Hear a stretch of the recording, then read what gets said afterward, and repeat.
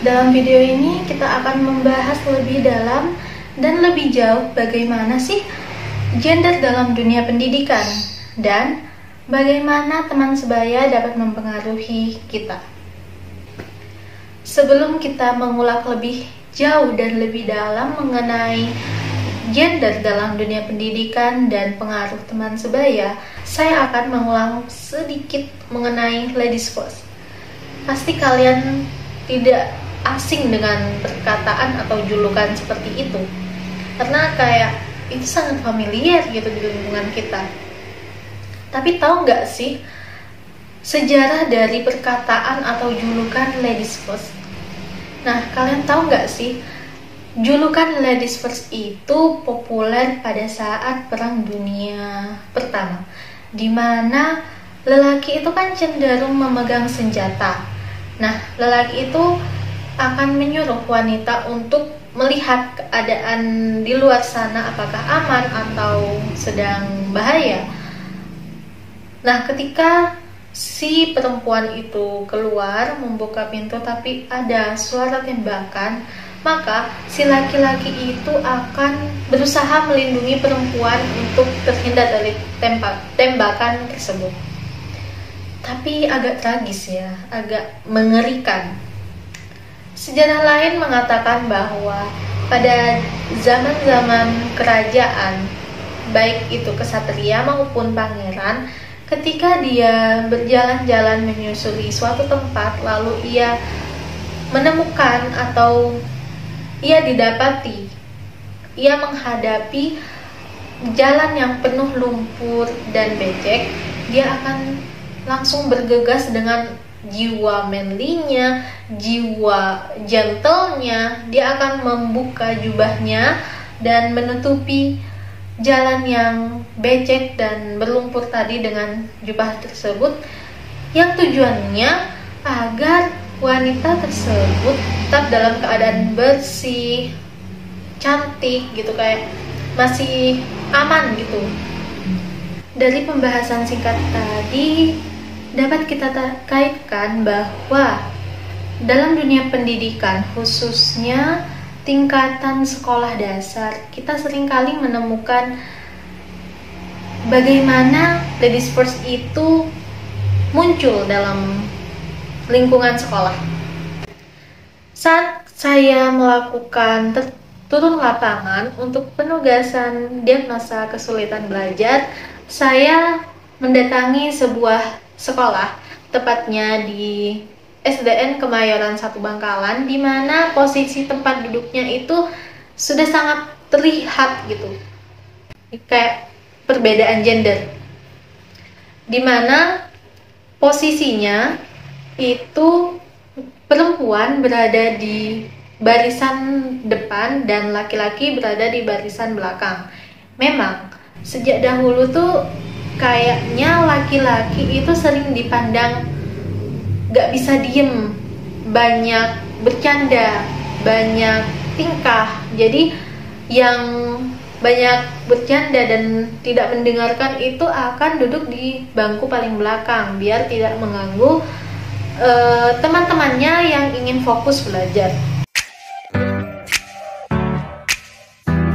Sebenarnya itu kalau tempat duduk kita itu boleh.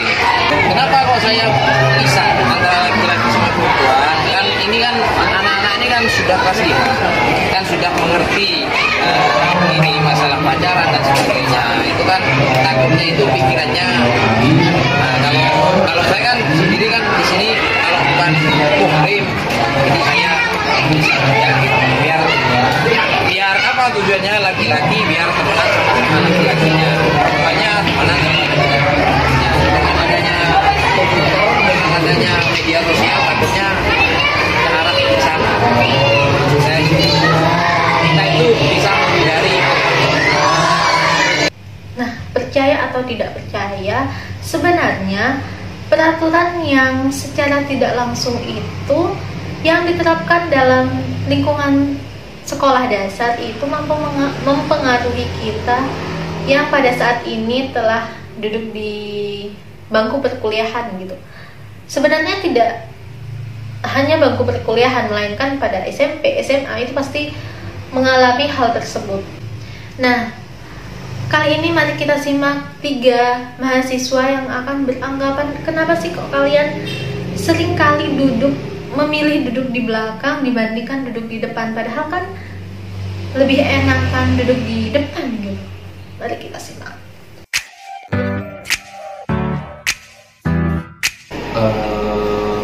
Setuju. Karena mungkin lebih nyaman, terus habis itu belakangnya kan ada dinding, jadi bisa sender-senderan. Jika saya sendiri itu saya setuju, karena ketika saya melihat di bangku belakang ada slot kosong, saya akan menempatinya, karena ketika saya ada di depan saya akan cenderung merasa menjadi pusat perhatian, sehingga saya lebih memilih untuk duduk di belakang. Apa ya, mungkin udah kebiasaan dari dulu pas SD ya, kayak dulu tuh sering banget anak yang cewek-cewek itu disuruh duduk di depan, sedangkan yang cowok-cowok di belakang. Nah mungkin ke bawah naik sampai sekarang kuliah, dan memang kebanyakan anak cowok tuh duduknya di belakang. Terus yang hindari dosen sih sebenarnya juga kayak gitu sih. Itu saya duduk di belakang itu karena ikut teman, dan kadang juga karena kemauan sendiri. Ketika saya melihat di situ tidak ada teman yang akrab, maka saya akan duduk di belakang atas kemauan sendiri. Kemauan sendiri sih, tapi kadang-kadang kalau misalnya emang teman-teman lebih banyak di belakang, ya ikut di belakang. Bener banget sih, kalau duduk di bangku paling belakang tuh memang gangguannya banyak banget, diantaranya yang ngantuk, belum lagi gangguan dari teman-teman kayak yang ngajak ngobrol, terus atau ya berhubungan sama yang tadi ngehindarin dosen. Jadi karena terhindar dari kayak jangkauan dosen, malah bisa main HP atau ngelakuin hal-hal yang lain kayak gitu. Terus karena saya juga orang yang minus ya, jadi terganggu banget duduk di belakang. Meskipun pakai kacamata, kayak ngelihat poin di depan tuh kurang jelas. Enggak sepenuhnya sih. Jadi mungkin diakali sama nyatet apa yang ada di PPT gitu aja sih. Jadi masih bisa fokus ya? Iya. Nah, jika gangguannya terdapat dari teman sendiri ataupun itu saya tidak bisa fokus. Namun ketika saya memaksa untuk diri saya fokus, maka saya tidak akan menanggapi gangguan teman tersebut, sehingga saya bisa setidaknya memahami materi yang diberikan. Kalau sia-sia enggak sih, karena saya mungkin lebih sering ngulang materinya lagi gitu. Kalau misalnya lupa, buka-buka buku lagi. Yang penting sih punya catatan sih menurut saya kayak gitu. Jika tidak fokus ada di belakang karena gangguan tersebut, saya merasa saya itu kuliah akan sia-sia, dan saya merasa bahwa saya itu kuliah sudah tidak ada gunanya karena tidak ada ilmu yang bisa saya serap. Dibilang sia-sia sih enggak kayak nggak mau bilang ini sia-sia, soalnya nggak fokus-fokusnya merhatiin dosen terangin di depan. Kita kan dapat PPT tuh, banyak dosen yang dapat PPT.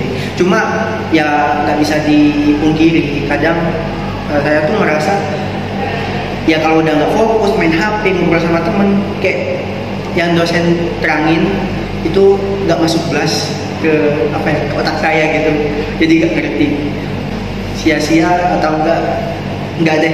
Dari ketiga mahasiswa tersebut, di sini saya akan memberikan suatu saran mengenai masalah isu gender yang dimana laki-laki cenderung untuk duduk di belakang dan wanita cenderung duduk di depan gitu. Padahal kan sebenarnya kalau kita duduk dimanapun tanpa melihat gender itu pun nggak masalah kan. Tapi kayak bawaan diri dari kita itu mendorong kita untuk duduk di belakang atau di depan gitu. Nah, pastikan seseorang untuk duduk di belakang atau di depan itu pasti memiliki alasan tertentu mengapa mereka memilih duduk di bangku tersebut.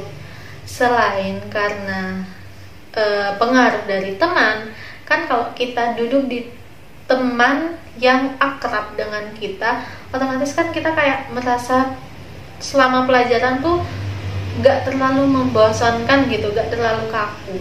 Untuk menghindari perilaku siswa atau mahasiswa yang duduk di belakang, terdapat beberapa langkah untuk meminimalisir kita dalam duduk di bangku tersebut.